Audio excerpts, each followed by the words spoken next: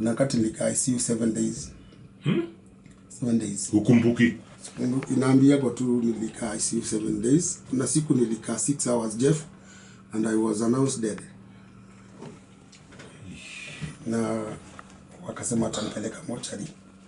Then my wife said, akakuja akakuta, akaambiwa Francis has been amekuwa hivi kwa machine almost for 6 hours na sasa tumeamua apelekwe mortuary. And my wife said no. Did you listen to Jeff and Professor Hamo in the morning? Here's what you... You know, if it's Thursday, it's all about a story a day. And folks, if you think you have issues, if you think you have problems, we're going to be speaking to a gentleman here who has overcome insurmountable odds, folks. Insurmountable. That's all I can say. He's only 44 years old. He's been a pastor for 25 years. Imagine, a preacher, a pastor for 25 years. Oh, by the way, during the daytime, he sells goat heads. So, a few years ago, here's just a bit of his story. He buys himself a pair of shoes. He walks in them for a few days, and then he develops some kind of bacterial infection in the foot. So bad, so they almost amputated his leg. Yeah, that's just one part of the story. Another part, him and his wife gave birth to a child who died a month later. Imagine that. And if that's not bad enough, his kidneys have failed. He's been on dialysis for 2 years. He needs a transplant. And he still preaches on Sunday.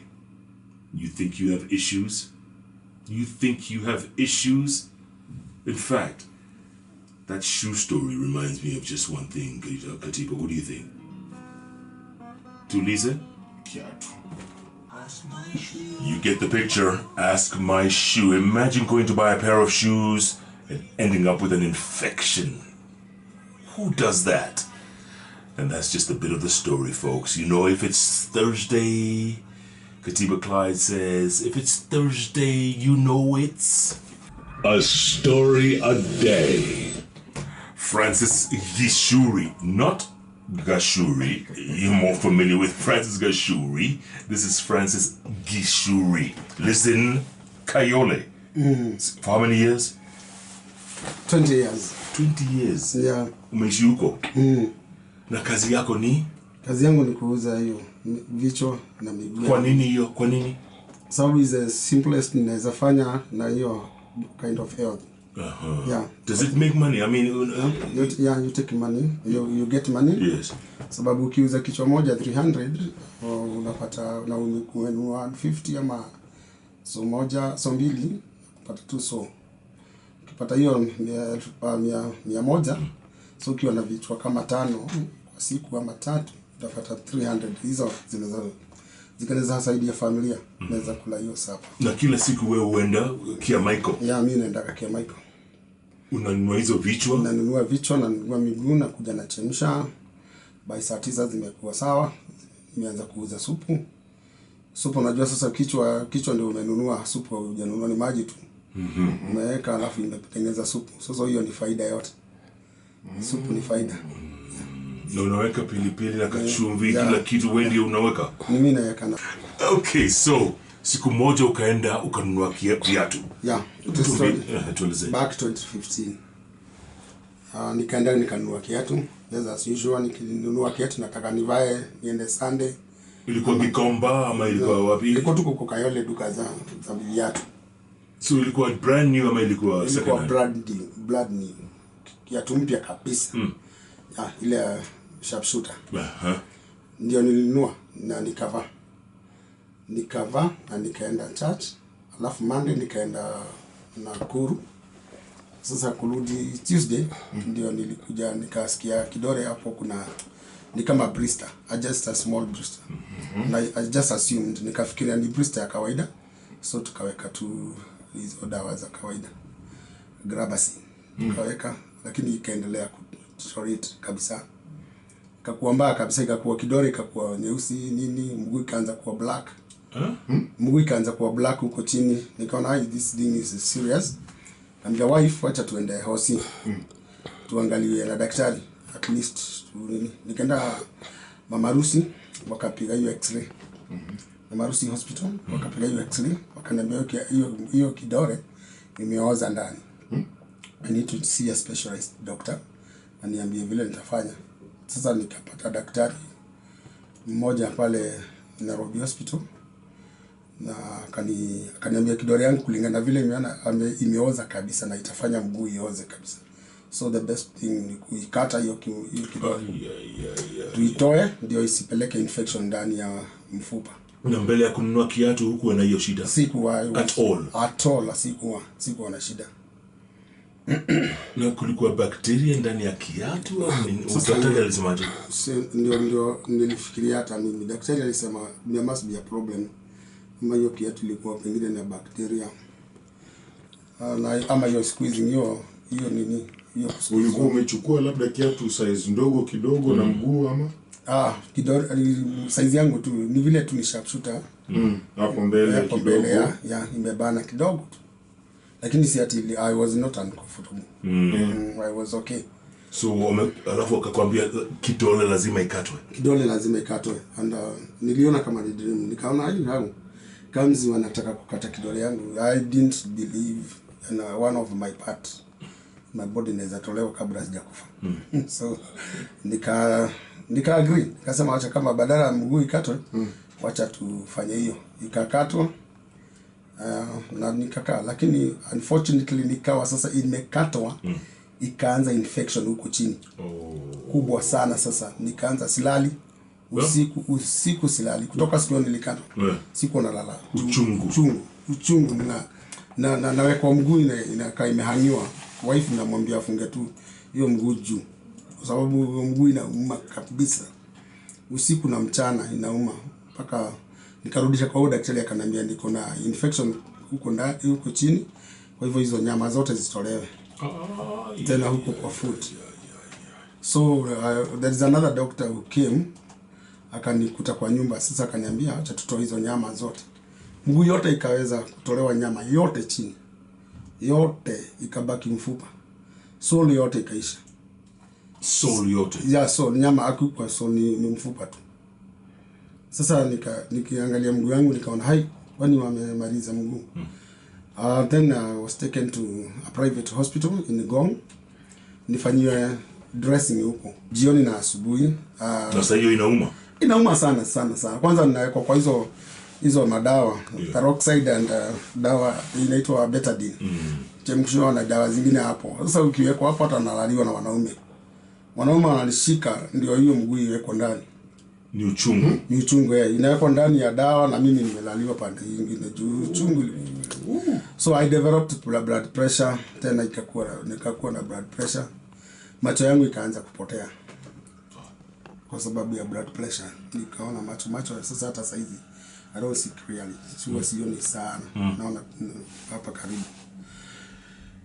Nikakaa huko kama 1 month. Nikaenda daktari akaniambia nao Francis, mahali imefika hii mguu tumejaribu kuitengeneza imekataa. So we need to advise tuikate.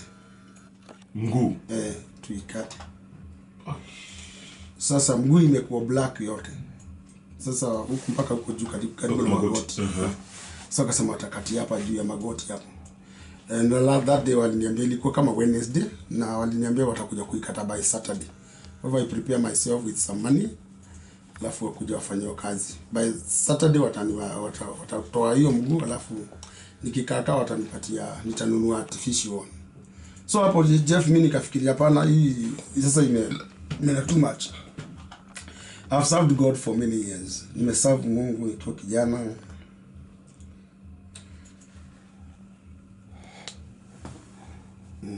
How comes ninaweza fika mahali sasa nikatwa mguu? Why me? I'm sure uliuliza Mungu. Mungu nimekuwa faithful, nimekuwa nikikuserve. Why me? Is this the way you end people, your people? Unamalizia watu hivi.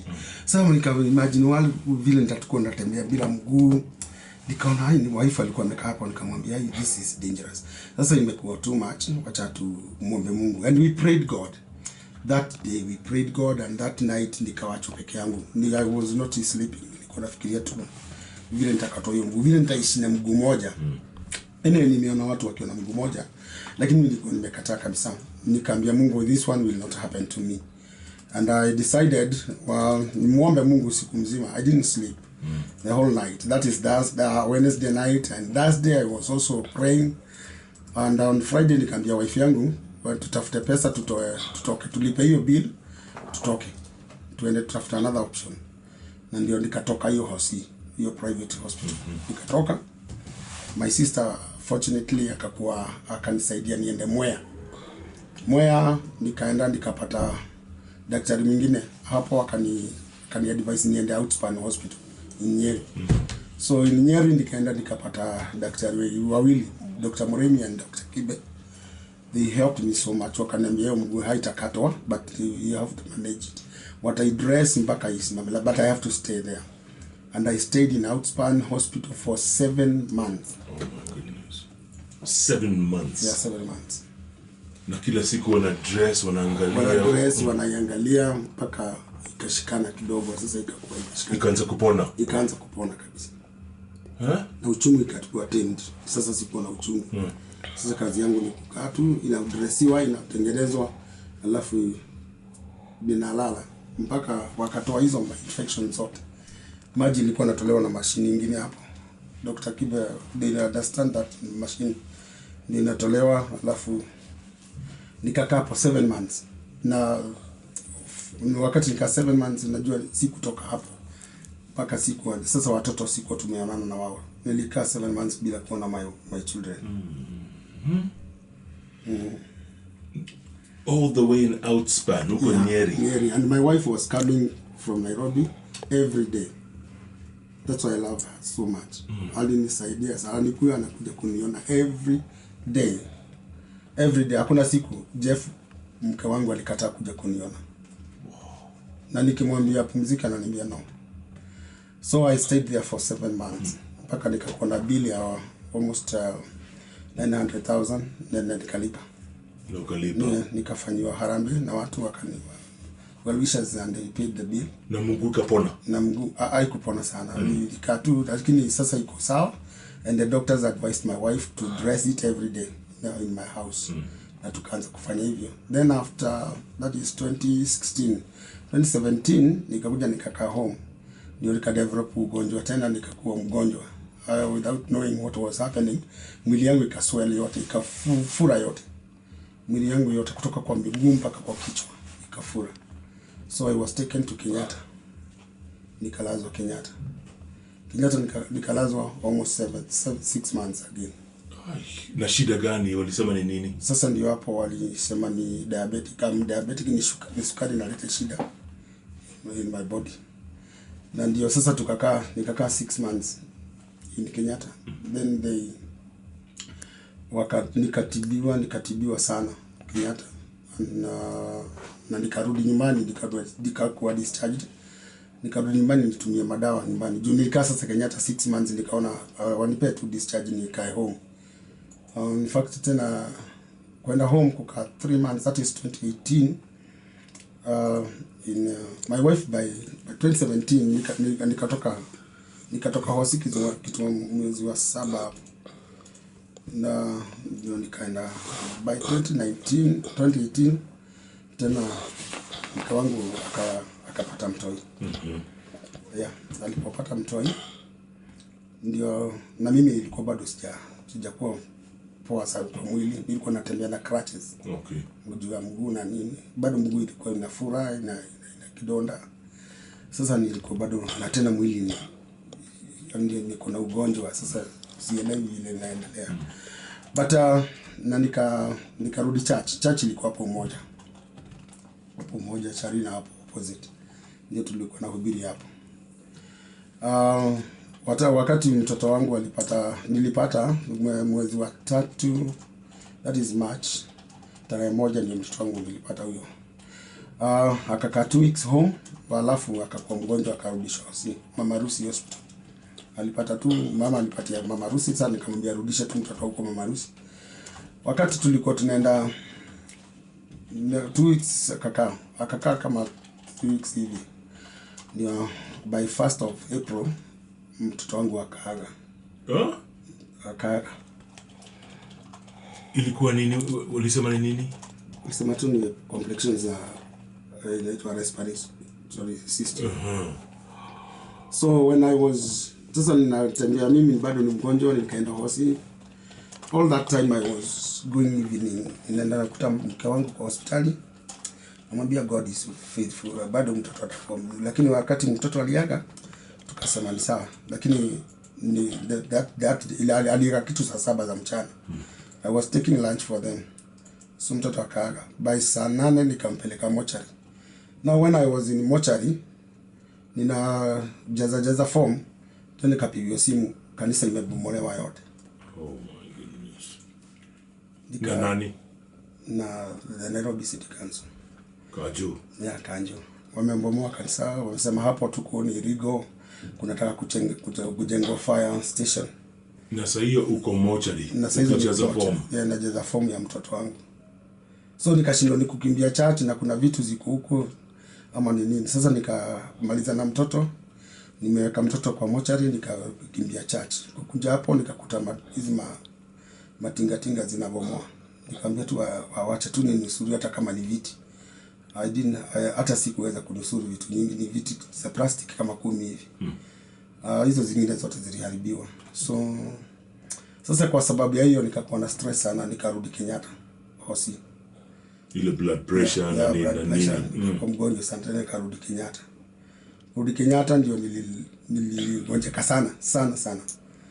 Huwa ninasema kuna wakati nilikuwa naenda I.C.U na nikamaliza I.C.U 3 days. Kuna wakati nilikaa I.C.U 7 days. 7 days. Ukumbuki? Inaambia kwa tu nilikaa I.C.U 7 days. Kuna siku nilikaa 6 hours Jeff and I was announced dead. Na wakasema atanipeleka mochari. Then my wife said, akaambiwa Francis has been amekuwa hivi kwa machine almost for 6 hours na sasa tumeamua apelekwe mochari. And my wife said no, don't take him to the mochari, please give him another 1 hour ama 30 minutes tuone kama ataamka. And my wife tells me that she prayed so much to God ya kwamba mimi niamke. And God, by God's favor, nikaamka after 6 hours. Mtoto amekufa. Na nimerudi hospitali. Umerudi hospitali. Na nimekuwa mgonjwa sana. Karibu hata wewe ukufe. Nimekaa Francis. Yeah. Alafu sasa ndio nilikaa Kenyatta nilikaa sana. Ndio wakagundua ni kidney zangu zimefeli. So nikaanza dialysis 2019. Nikaanza dialysis January. Kila mwezi au kila wiki naenda mara 2. Mara 2 kwa wiki? Yeah, Tuesday and Friday. Huwa naenda kila mara 2. Ndio nimekaa kwa hospitali all those years nikienda dialysis mpaka for until now. Mpaka leo. Hata jana nilikuwa Wednesday. Nilikuwa Tuesday. Tuesday nilikuwa naenda. Kesho ndio naenda Friday. Na ukienda ni masaa mangapi huko? 4 hours in the machine. Unakaa 4 hours.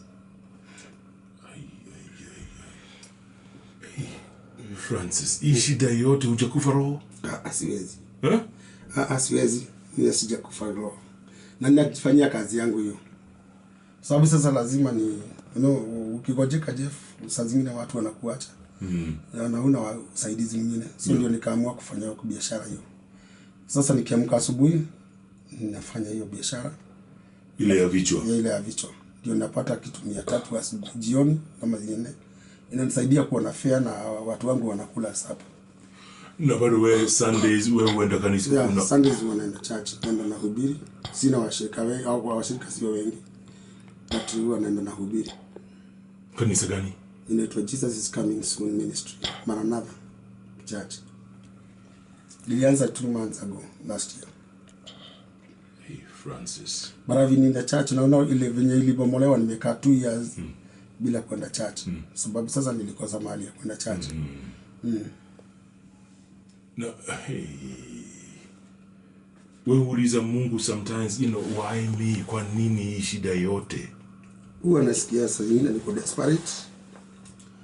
lakini najipa nguvu kwa sababu najua Mungu still has not finished with me. Kwa sababu kuna watu tulianza na dialysis wamekufa wengi. Hata wale wamekufa juzi last week, the famous ones. Wao tulikuwa tukienda dialysis Keno Hospital. Ndio wakati lockdown iliweka nikatoka Keno nikakuja Karen Hospital. Sasa naenda Karen Hospital. Alafu kuna hii kitu inaitwa corona, Francis. Yeah. Corona inapenda sana ukiwa na vigonjwa zingine. Sio? Ni kweli. Huogopi? Siogopi. Lakini wanajikinga. I always observe the rules. Yeah. Hizo vitu zote. Mask siwachi. Sitembei kwa umati wa watu. Na keep distance sana. Na nazuia mambo mengine kuoga mikono kabisa kila siku. Alafu in the meantime, Yeah. mama akapata mtoto. Yeah, sasa this year January, last year January, mama akaanza kuniambia anataka mtoto. Sasa nikamwambia tugoje Mungu. Sababu mimi vile nimekuwa mgonjwa. Francis, wewe uko na diabetes, Yeah. uko na high blood pressure, uko na mama Anataka mtoto. Anataka mtoto, anasema anataka mtoto, akasema hivyo. Nikamwambia let's pray to God and believe God anaweza kutupatia mtoto. Sasa nimeanza kuwa na nguvu. But that is last year January. By April ama March, April yeah, akaniambia she is expectant. And we thank God for that. Now last week amepata baby boy. Oh my God. A baby boy. Anaitwaje? Anaitwa Ryan Gichuru. Na unajua mtu akiwa na shida kidogo anaumwa na kichwa anaanza kucomplain. Watu wengi. Yeah, people don't know what other people go through. What do you tell them? Utawaambiaje, Francis? Nitawaambia they don't have to give up. Na hizo vitu zote usifanye ni wewe tu peke yako unapitia. Just listen to other people, because even the Bible says that all temptations are common to man, and God cannot allow you to be tempted more than you can bear. And if any time unaweza be tempted more than you can bear, God makes a way, an escape way for you. So God has been making an escape way for me. Hata nikienda dialysis, hata nikiwa mgonjwa, hata niko na shida. And you know, mwanaume akigonjeka hata watoto kusoma ni shida. Nyumba kulipa ni shida. Jeff nimekaa na shida nyingi sana. But I've never given up. Hata nikikaa na mahali bado nalipa tu. Nikipata pesa nalipa. Yeah. Nalipa. And you never complain. Hata mzigo hii ikiwa nzito. Yeah, I never complained to God. And I preach the gospel so much. I love preaching the gospel. Because hata nikikuwa na shida, God remains to be God. Yeah. And I build my relationship with God so much. Hata nikiwa kwa shida. Because sasa ukikaa kwa shida na ukose Mungu, utakufa. Sasa nakaa kwa Mungu ndio anilinde nisikufe. Because mimi sipendi kukufa. For one, sitaki kukufa na sitaki kuacha mambo mengine. Niko na visions. Yeah. Niko na dream.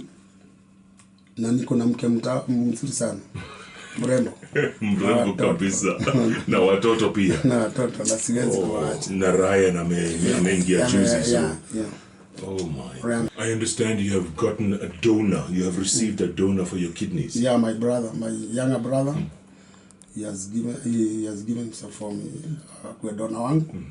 And we have done some processes in Kenyatta. We are remaining with one process. Tumelipa almost 200,000. Now we are supposed to deposit another 300,000, which I don't have. But we have gone through the process. Hata Tuesday tulikuwa na daktari huko Kenyatta. Na ametuangalia akasema we have gone through the process. Nimebakisha picha moja nataka nipigwe by Friday ama Monday. Alafu ni present kwa daktari on Tuesday.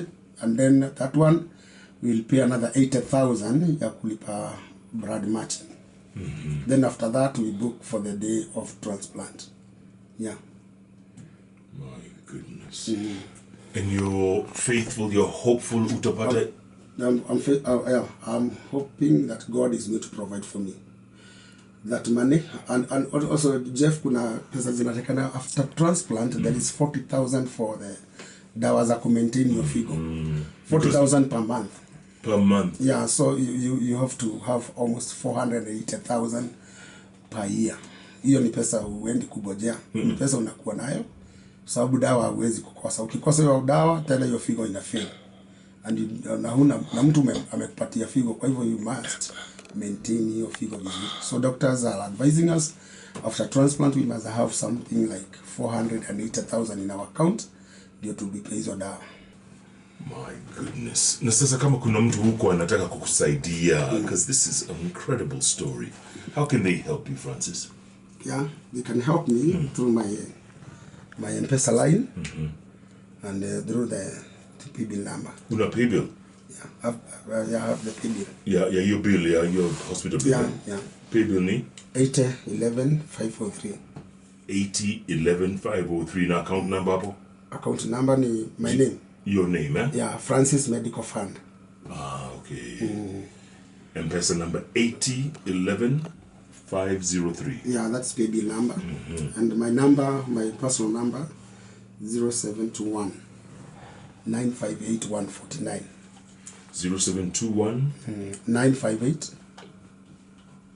958 149. 149. Now your M-Pesa paybill number 8011-503. Account number is Francis Medical Fund. Yeah. Good Lord, Francis. Hey, unaona watu wanakupigia tayari. Other than God, because people suffer every day, and people suffer in different ways. Yeah. Other than God, who you quote all the time, what else keeps you going? Nini na kupush hivi kila siku? Ni wife, ni family, ni watoto. Yeah, also my wife contributes so much in my life. She's very good encourager. Huwa ananiambia ng'ang'ana kama mwanaume. Usikufe moyo. Wewe ni, and she encourages me so much. She talks good. She takes care of me. Hata wakati niko chini kabisa, kuna wakati Jeff nitaka kujiua. In my house, my bedroom she was out, akuwa anajua nikapanga my tie. Tai nikafunga kwa mahali kwa bedroom. Nilikuwa nataka nikufe niachane na hii maisha. Naye akanikuta. Ninafunga hiyo tai. Akakukuta? Akaniuliza what are you doing? Unataka kufanya nini? Mimi nime give up. Akaniambia no, don't give up. Akani encourage, akaniambia bwana, angalia mahali Mungu ametutoa all that time na amekuwa pamoja na wewe. So she is there for me every day and I love her so much. Kwa sababu huwa anani encourage. Another thing huwa inanifanya niishi ama ni ngangane na nipigane na hii mambo kwamba ninajua kuna watu wako na magonjwa hata kali kulishinda mimi kama cancer na bado they are surviving. They are asking vile wanaweza survive. So mimi ninaona hata mimi ningangane kama mwanaume na nipigane na hii maisha until my day. Anaitwaje wife? Wife anaitwa Esther Wangeshi. Anakusikiza sasa hivi? Ananisikiza, ako kwa nyumba. Ako na katoi kadogo, sasa nilimwambia anisikize kwa radio. By the way, despite kidney dialysis, kidney failure, mguu inaoza, all that, ulipata time gani ya kupata mtoto? Yeah. Ningangana kimwanaume. Francis, I mean, how? Esther was every day alikuwa ananiambia, Francis, let us pray na tuamini Mungu lazima tukienda kwa bed nataka mtoto. So nikaenda akanipush mpaka nikasikia God nitafanyaje? Nikamwambia God, nipatie hiyo mbegu. Yes. Yeah, nipatie hiyo mbegu, nipatie hiyo mama. Na ni kweli Mungu akanipatia, nikapiga hiyo bao.